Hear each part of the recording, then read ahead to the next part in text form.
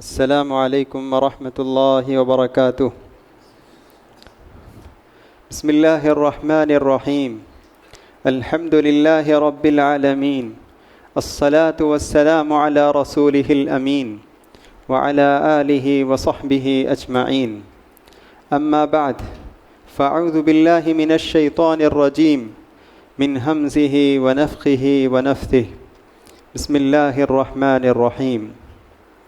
وَلِمَنْ خَافَ مَقَامَ رَبِّهِ جَنَّتَانِ فَبِأَيِّ آلَاءِ رَبِّكُمَا تُكَذِّبَانِ۔ ہر قسم کی تعریف اللہ رب العالمین کے لیے لائق و زیبا ہے، جو آسمان و زمین اور ہم تمام لوگوں کا خالق، مالک، رازق ہے۔ بے شمار درود و سلام نازل ہو ہمارے پیارے نبی محمد مصطفیٰ صلی اللہ علیہ وسلم پر، جن کو اللہ تعالیٰ اس کائنات کے لیے رحمت بنا کر بھیجا ہے۔ محترم بزرگوں، دوستوں، پیارے بچوں اور پردہ نشی اسلامی ماں اور بہنوں، آج کی تراویح میں قال فما خطبکم یعنی 26واں پارہ پڑھا گیا۔ انشاءاللہ ابھی کچھ دنوں میں قرآن مجید انشاءاللہ یہ ختم ہونے والا ہے، 3 پارے ابھی باقی رہ چکے ہیں۔ تو آج کی تراویح میں بہت ہی ایک اہم صورت تلاوت کی گئی، اور وہ صورت پڑھنے میں بھی بہت مزہ آتا ہے، اور وہ صورت ہے سورہ رحمان۔ پڑھنے میں بھی سننے میں بھی اس کی کچھ مٹھاس ہی الگ ہے، اور یہ صورت ہے بھی، اس کے مضامین بھی اتنے ہی زیادہ اہم ہیں۔ ہر ایک انسان سے یہ صورت یہ مطالبہ کرتی ہے کہ تم مجھے پڑھو اور میرے معنی کو سمجھنے کی کوشش کرو۔ تو اس صورت میں اللہ تعالیٰ کئی اہم باتوں کی طرف اشارہ کیا ہے، اور میں نے آج کے درس کے لیے اسی صورت کی ایک چھوٹی سی آیت کا انتخاب کیا ہے۔ اس آیت میں اللہ تعالیٰ ارشاد فرماتا ہے وَلِمَنْ خَافَ مَقَامَ رَبِّهِ جَنَّتَانِ، کہ وہ شخص جو اللہ تعالیٰ کے سامنے کھڑے ہونے سے ڈرتا ہے، اس کے لیے 2 جنتیں ہیں، 2 جنتیں ہیں۔ فَبِأَيِّ آلَاءِ رَبِّكُمَا تُكَذِّبَانِ، اے جنوں انس، اے انسانوں اور جنوں، تم اللہ تعالیٰ کی کن کن نعمتوں کو تم جھٹلا رہے ہو۔ اس آیت میں اللہ تعالیٰ ارشاد فرماتا ہے کہ وہ شخص جو اللہ تعالیٰ کے سامنے کھڑے ہونے اور اللہ کے پاس دنیا میں جو کچھ کیا ہے اس کا جواب اور حساب دینے سے ڈرتا ہے، دنیا میں ڈر کر زندگی گزارتا ہے، تو ایسے آدمی کے لیے اللہ کے پاس 2 جنتیں ہیں۔ مطلب یہ ہے کہ ایک آدمی گناہ کرنا چاہتا ہے، گناہ کا خیال دل میں پیدا ہوتا ہے، تو فوراً اللہ تعالیٰ کا ڈر اس کے دل میں پیدا ہوتا ہے کہ مجھے قیامت کے دن اللہ کے پاس کھڑے ہو کر مجھے جواب دینا ہے کہ اگر میں یہ گناہ کرتا ہوں تو کل مجھ سے اللہ تعالیٰ یہ سوال کرے گا کہ کیوں تم نے گناہ کیا۔ اگر انسان غلط راہ کی طرف، غلط کام کی طرف اپنا قدم بڑھاتا ہے، اور اس وقت اللہ کے سامنے کھڑے ہونے اور جواب دہی کا احساس اس کے دل میں جب پیدا ہوتا ہے اور فوراً وہ قدم روک لیتا ہے، تو ایسے آدمی کے لیے اللہ تعالیٰ سورہ رحمان میں خوشخبری دیتا ہے کہ ایسے بندوں کے لیے 2 جنتیں اللہ تعالیٰ نے تیار کی رکھی ہیں۔ وہ 2 جنتیں کیسی ہیں؟ اللہ کے رسول صلی اللہ علیہ وسلم فرماتے ہیں جنتان من ذہب، 2 جنتیں سونے کی 2 جنتیں ہوں گی، اس کے برتن بھی سونے کے ہوں گے، اور اس میں جو کچھ چیزیں ہیں وہ بھی سونے کی ہوں گی۔ سبحان اللہ، کیسی جنت رہے گی اس کی۔ اور پھر وَجَنَّتَانِ مِن فِضَّةٍ، چاندی کی 2 جنتیں ہوں گی، اس کے برتن بھی چاندی کے ہوں گے، اور اس میں جو کچھ سامان ہے وہ بھی چاندی کے ہوں گے۔ تو یہ جنت اللہ تعالیٰ اس آدمی کے لیے تیار کر کے رکھا ہے جو گناہ کرتے وقت اللہ سے ڈرتا ہے اور گناہ سے دور ہو جاتا ہے، گناہ کرنے سے باز آ جاتا ہے۔ ایسے آدمی کے لیے اللہ تعالیٰ یہ جنت تیار کر کے رکھا ہے۔ نماز ہو رہی ہے، نماز چھوڑنا چاہتے ہیں، پھر دل میں خیال پیدا ہوتا ہے کہ اللہ کے پاس مجھے کھڑے ہو کر جواب دینا ہے، فوراً نماز کی طرف آگے بڑھتا ہے۔ سود کی طرف جانا چاہتا ہے، فوراً اللہ کا خیال اللہ کا ڈر دل میں پیدا ہوتا ہے تو فوراً سود دینے سے باز آ جاتا ہے، اس کے لیے 2 جنت۔ انسان بدکاری کی طرف آگے بڑھنا چاہتا ہے، آج کے دور میں فتنوں کا دور، بدکاری کی طرف آگے بڑھنا چاہتا ہے، اچانک اللہ کا ڈر پیدا ہوتا ہے، فوراً رک جاتا ہے، اس کے لیے 2 جنت۔ تو گناہ کرنے سے رک جانا اللہ تعالیٰ کے خوف سے، ڈر سے، یہ ایک عظیم صفت ہے، اسی کے لیے اللہ تعالیٰ 2 جنتیں تیار کر کے رکھی ہے۔ کسی کا مال ہڑپ کرنے کے لیے آگے بڑھ رہے ہیں، دل میں اللہ کا ڈر پیدا ہوتا ہے، اللہ کے سامنے کھڑے ہو کر جواب دینا ہے، یہ احساس پیدا ہوتا ہے، اس سے تم باز آ جاتے ہیں۔ کسی پر ناحق ظلم کرنا چاہتے ہیں، کسی کو ناحق مارنا چاہتے ہیں، اچانک اللہ کا خوف دل میں پیدا ہوتا ہے اور ان تمام برائیوں سے دور رہتے ہیں، تو اللہ تعالیٰ فرماتا ہے ایسے ہی آدمی کے لیے ایسے ہی لوگوں کے لیے میں 2 جنتیں تیار کر کے رکھا ہوں۔ محترم حضرات، قیامت کے دن اللہ تعالیٰ ہر ایک سے بات کرے گا، آدم سے لے کر ایدم، یعنی آدم علیہ السلام سے لے کر قیامت تک جو آخری انسان پیدا ہوگا، سارے لوگوں سے اللہ تعالیٰ فرداً بات کرے گا، ایک ایک کر کے اللہ تعالیٰ ان سے بات کرے گا۔ سیکلمہ ربہ ولیس بینہما ترجمان، اور آپ کے اور اللہ کے درمیان کوئی ترجمہ کرنے والا بھی نہیں ہوگا۔ میں تمل بولتا ہوں، اللہ کو تمل نہیں آتی ہے تو اس لیے ایک ٹرانسلیٹر ہوگا، ایسا بھی نہیں۔ اللہ تعالیٰ سے ہر ایک آدمی، چاہے وہ کوئی بھی زبان کا بولنے والا ہو، کہیں کا بھی رہنے والا ہو، اللہ تعالیٰ سے وہ ہم کلام ہوگا، اللہ تعالیٰ اس سے بات کرے گا۔ لیس بینہما ترجمان، کوئی ٹرانسلیٹر نہیں ہوگا، کوئی ترجمہ کرنے والا نہیں ہوگا، اللہ تعالیٰ حساب لے گا۔ تو اس لیے ہمیں چاہیے کہ اس دنیا میں اللہ سے ڈر کر زندگی گزارنا چاہیے۔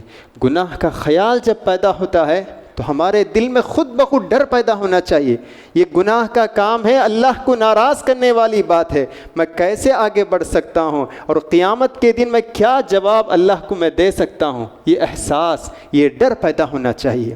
اگر کسی انسان کے اندر، چاہے وہ مرد ہو یا عورت، اگر یہ صفت پیدا ہو جائے تو وہ اولیاء اللہ ہیں، وہ اللہ کے نیک بندے ہیں، وہ اللہ کے خاص بندے ہیں۔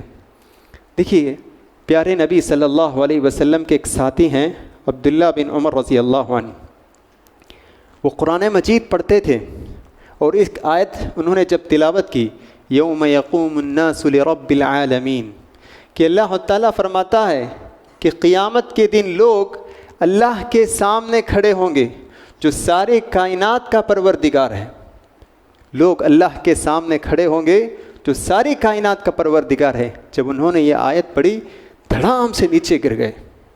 بس اس آیت میں جو اللہ تعالیٰ جس کی طرف اشارہ کر رہا ہے کہ قیامت کے دن سارے لوگ اللہ کے سامنے کھڑے ہوں گے، اللہ ان کا محاسبہ کرے گا، اللہ ان کا حساب لے گا، جب یہ بات اس آیت میں بتائی گئی ہے تو وہ جب انہوں نے سوچا، غور و فکر کیا، تو بے ہوشی سے زمین میں دھڑام نیچے گر گئے۔ دیکھیے سبحان اللہ، کیسے ڈرتے تھے صحابہ کرام رضی اللہ عنہم۔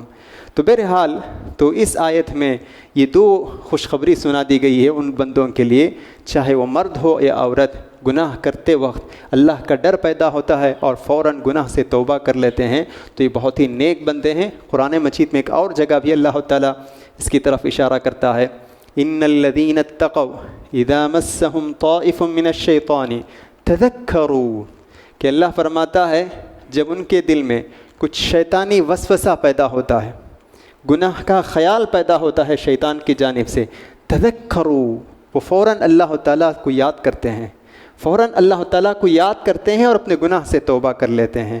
تو اللہ تعالیٰ کہتا ہے یہ متقی لوگوں کی ایک علامت ہے، ایک نشانی ہے۔ تو یہ صفت ہم اپنے اندر پیدا کرنے کی ضرورت ہے، جو یہ صفت پیدا کر لیا اس کے لیے جنت ہے۔ اور اب سورہ رحمان میں یہ کیسی جنت ہے، نعمتوں کی، بہت نعمتوں کا تذکرہ ہے، ایک ایک نعمت اللہ ذکر کرتا اور پوچھتا تم جھٹلاتے ہو؟ اللہ کہتا ہے 2 جنتیں ہیں، تم جھٹلاتے ہو۔ اللہ کہتا ہے کہ جنت میں ٹہنیاں ہیں، ہر ٹہنی پر پھل لگے ہوئے ہیں، ذواتا افنان، تم جھٹلاتے ہو۔ اللہ کہتا ہے فیہا عینان تجریان، ان دونوں باغات میں نہریں بہتی ہیں، چشمے بہتے ہیں، تم جھٹلاتے ہو۔ اللہ کہتا ہے فیہما من کل فاکہۃ زوجان، اس جنت میں دو دو قسم کے پھل ہیں، دو دو قسم کے پھل ہیں، تم ان کو جھٹلاتے ہو۔ حور مقصورات فی الخیام، اس جنت میں اللہ تعالیٰ حوریں پیدا کر کے رکھا ہے۔ لم یطمثہن انس قبلہم ولا جان، ایسی حور، ایسی عورتیں ہیں، وہ پاک عورتیں ہیں، نہ کسی انسان نے اور نہ کسی جن نے اب تک ان کو چھویا ہے۔ سبحان اللہ، پاکیزہ عورتیں۔ فیہا فاکہۃ ونخل ورمان، اس میں اللہ تعالیٰ میوے تیار کیا ہے اور انار بھی ہے اس میں۔ کن کن نعمتوں کو تم جھٹلاتے ہو؟ تو یہ صورت ہمیں پڑھنی چاہیے۔ جنتوں کی جنت میں جو نعمتیں ہیں، ان ساری نعمتوں کا تذکرہ کیا ہے اللہ تعالیٰ نے اس صورت میں کیا ہے۔ تو جنت نعمتوں والی ایک جگہ ہے۔ قرآن مجید کے ہر صفحے میں اللہ تعالیٰ جنت کا تذکرہ کرتا ہے۔ جنت میں جو نعمتیں ہیں، ان نعمتوں کی جھلک پیش کرتا ہے۔ پڑھتے پڑھتے دل میں خواہش پیدا ہوتی کہ اللہ تعالیٰ ہمیں وہ جنت نصیب کریں، کہ کیسی پیاری جگہ ہوگی۔ اللہ کے رسول صلی اللہ علیہ وسلم فرماتے ہیں جنت کے بارے میں کہ اللہ تعالیٰ نے وحی کی ہے، ما لا عین رأت ولا اذن سمعت، کہ جنت ایک ایسی جگہ ہے آج تک کسی آنکھ نے اس کو نہیں دیکھا ہے، ایسی خوبصورت جگہ آج تک کسی انسان کی آنکھ نے نہیں دیکھی ہے، اور آج تک کسی کان نے نہیں سنا ہے، کہ ایسی خوبصورت جگہ کے بارے میں کسی کان بھی نہیں سنا ہے۔ وَلَمْ يَخْطُرْ عَلَىٰ قَلْبِ بَشَرٍ، اور کوئی انسان تصور بھی نہیں کر سکتا ہے۔ ایک کیسی خوبصورت جگہ ہے، اپنے ذہن سے تصور بھی نہیں کر سکتا ہے، تصور سے بھی باہر، جیسے ہم بولتے ہیں کہ ایکسپیکٹیشن بھی نہیں کر سکتے ہیں، اس سے بھی آگے، تو اس قدر ہم تصور بھی نہیں کر سکتے ہیں۔ یہ خوبصورت جگہ ہے جنت، بہت خوبصورت جگہ ہے، جو مومن بندوں اور بندیوں کے لیے اللہ تعالیٰ تیار کر کے رکھا ہے، اور یہ بہت کشادہ جگہ ہے، بہت بڑی جنت ہے۔ آخر شخص جو جنت میں داخل ہوگا، ایک آدمی ہوگا جو آخر میں جنت میں داخل ہوگا، اس توحید پر قائم تھا لیکن کچھ گناہ کرتے رہا، تو جس کی وجہ سے اللہ تعالیٰ اس کو جہنم میں بھیجے گا۔ سزا پانے کے بعد آخر میں وہ جنت میں داخل ہوگا، تو جنت میں رینگتے جنت کے پاس کھڑا ہوگا آخر میں، اور وہ اس کو ذہن میں اس کو یہ بات آئے گی کہ شاید جنت بھر گئی ہے، اب جنت میں میرے لیے کوئی جگہ نہیں ہے، جنت بھر گئی ہے، اب میرے لیے کوئی جگہ نہیں ہے۔ تو اللہ تعالیٰ اس سے کہے گا اذهب وادخل الجنہ، جاؤ اور جنت میں داخل ہو جاؤ، لک الدنیا وعشر امثالها، تمہارے لیے جنت میں دنیا، یہ جو دنیا ہے، دنیا اور اس دنیا سے 10 گنا برابر اور بھی تمہارے لیے جنت میں جگہ ہے۔ سبحان اللہ، یہ کس شخص کے لیے؟ آخر میں داخل ہونے والے شخص کے لیے یہ بدلہ ہے کہ جنت میں اس کے لیے دنیا اور دنیا ہی کی طرح 10 اور دنیا اس کے لیے اللہ تعالیٰ تیار کر کے رکھا ہے۔ تو وہ شخص جو پہلے جنت میں داخل ہوئے، ان کا کیا مقام ہوگا، سبحان اللہ۔ تو یہ عظیم جگہ ہے۔ اسی طرح ہم دیکھتے ہیں کہ جنت کے 8 دروازے ہیں، جنت میں 8 دروازے ہیں، 8 ابواب، کہ اس میں نماز کا بھی دروازہ ہے، روزے کا دروازہ ہے جس کا نام ہے باب الریان۔ جو شخص زیادہ نمازیں پڑھتا تھا تو وہ نماز کے دروازے سے جنت میں داخل ہوگا، جو شخص زیادہ روزوں کا اہتمام کرتا تھا وہ روزے کے باب الریان سے داخل ہوگا، جو صدقہ اور خیرات زیادہ کرتا تھا وہ صدقہ اور خیرات کے دروازے سے داخل ہوگا۔ لیکن وہ شخص جس کے پاس ابو بکر صدیق رضی اللہ عنہ کے صفات اس کے اندر اگر ہیں تو وہ جنت کے 8 دروازوں سے داخل ہو سکتا ہے۔ وہ کیسے صفات؟ ایک مرتبہ اللہ کے رسول مجلس میں بیٹھے ہوئے تھے، آپ نے سوال کیا، کبھی کبھی اللہ کے رسول صلی اللہ علیہ وسلم اپنے ساتھی صحابہ کا جائزہ لیتے تھے، کیسے عمل کر رہے ہیں یا نہیں کر رہے ہیں، تو آپ نے صحابہ کا جائزہ لیا، آپ نے پوچھا آج کس نے روزہ رکھا ہے؟ ابو بکر رضی اللہ عنہ نے ہاتھ اٹھایا، میں نے روزہ رکھا ہے۔ پھر آپ نے پوچھا تم میں سے کس نے بیمار کی عیادت کی ہے؟ ابو بکر رضی اللہ عنہ نے ہاتھ اٹھایا کہ میں نے آج بیمار کی عیادت کی ہے۔ پھر آپ نے پوچھا تم میں سے کس نے جنازے کے ساتھ چل کر گئے ہیں؟ جنازے کے ساتھ نماز جنازہ بھی پڑھنا اور جنازہ کے ساتھ چل کر جانا. تو ابو بکر نے ہاتھ اٹھایا کہ میں اللہ کے رسول. پھر آپ نے پوچھا من اطعم منکم اليوم مسکینا، تم میں سے آج کس نے ایک مسکین غریب کو کھانا کھلایا؟ ابو بکر نے ہاتھ اٹھایا میں اللہ کے رسول. تو آپ نے فرمایا جس آدمی کے اندر یہ صفات جمع ہو جائیں تو وہ جنت میں داخل ہوگا. جنت کے کسی بھی دروازے سے داخل ہو سکتا ہے. تو ہم سب زندگی میں کم سے کم یہ 4 صفات ایک دن میں کرنے کی کوشش کرنا.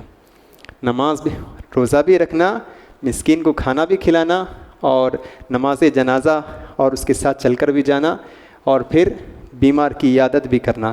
تو یہ 4 صفات ہم اپنی زندگی میں کرنے کی کوشش کرنی چاہیے. اسی طرح جنت ایک ایسی پیاری جگہ ہے جہاں کوئی دکھ نہیں، درد نہیں، رنج نہیں، غم نہیں، پریشانی نہیں، بیماری نہیں، یا ہاضمہ خراب یا کوئی اور چیز، بدبو نہیں، پسینہ نہیں، بلکہ پسینے کی بجائے خوشبو آئے گی.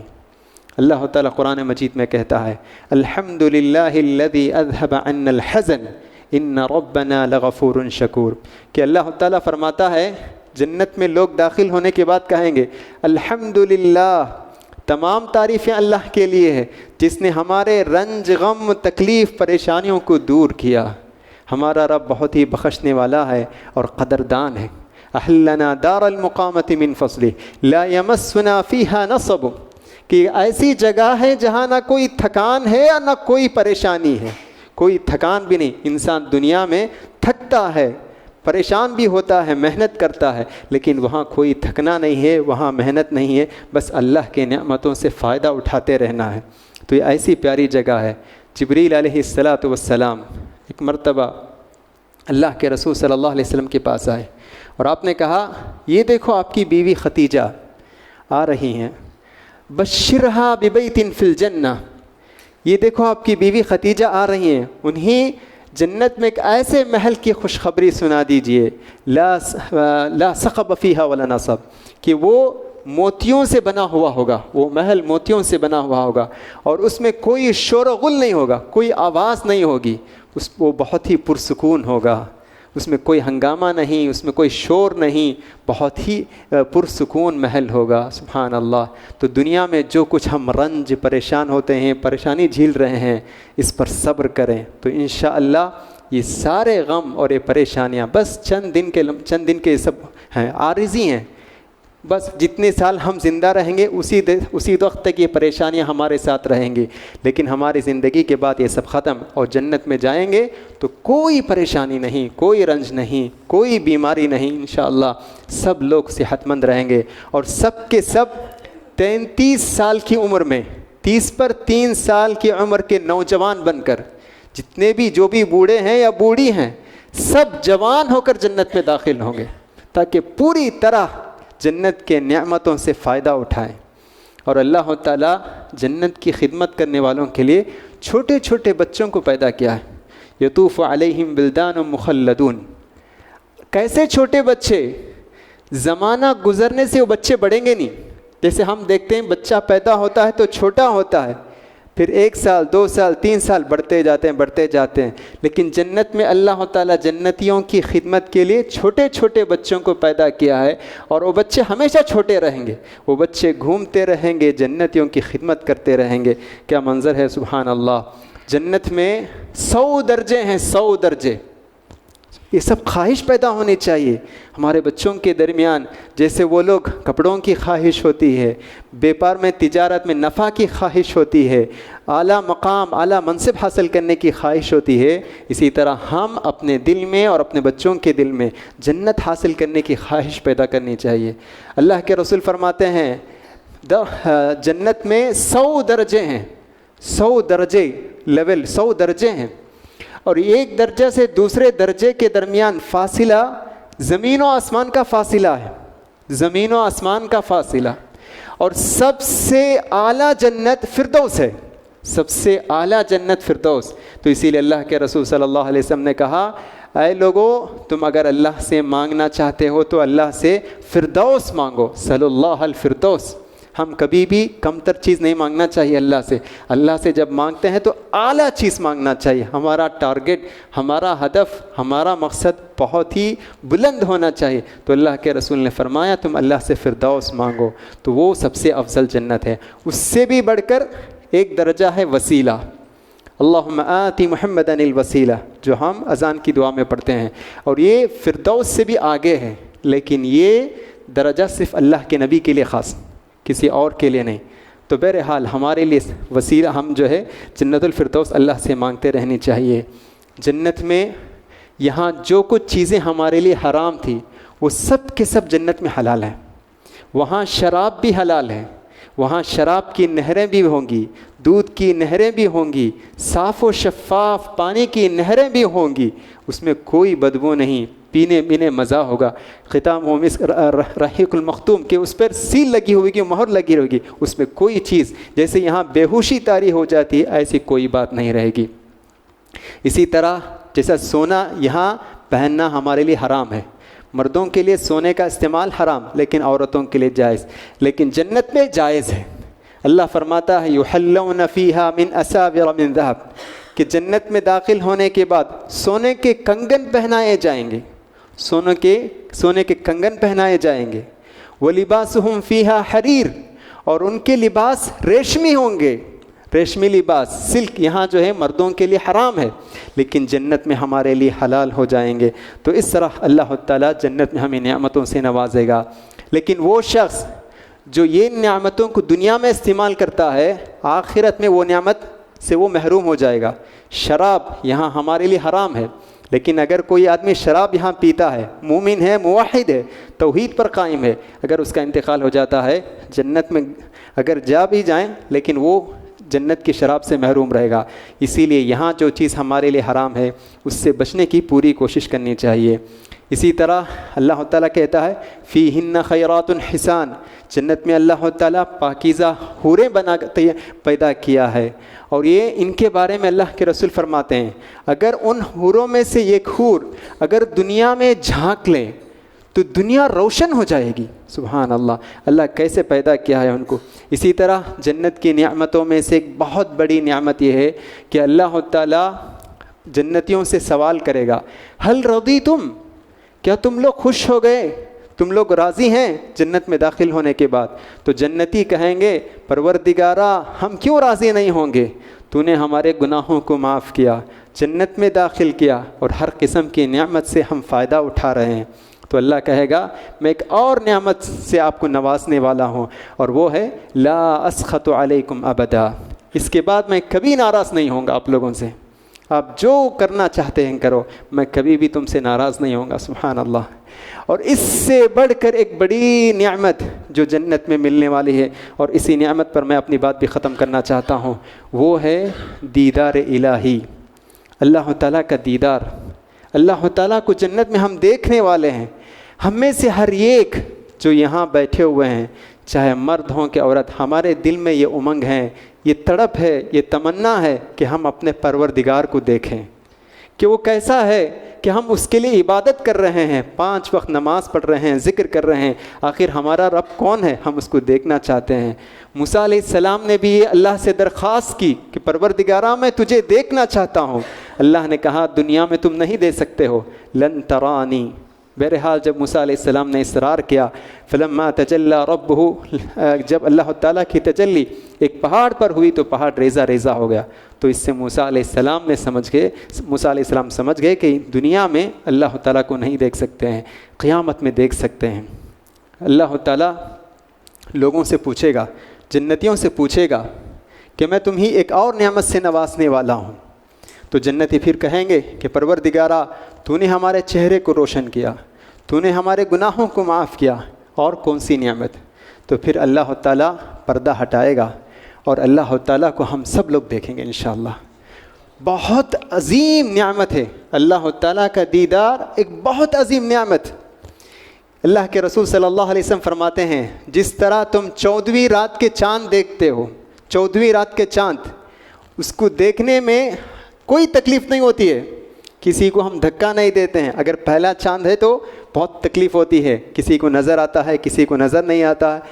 ایسا نہیں 14ویں چاند سب کو نظر آتا ہے، اگرچہ کہ اس کی نظر کچھ کمزور بھی ہو لیکن پھر بھی 14ویں چاند کو دیکھ لیتا ہے۔ تو اللہ کے رسول فرماتے ہیں کہ جس طرح بالکل صاف تم 14ویں چاند کو دیکھتے ہو اس طرح تم اللہ کو دیکھو گے، ایک دوسرے کو دھکا دیے بغیر تم اللہ تعالیٰ کو دیکھو گے، اور اس کے بعد اللہ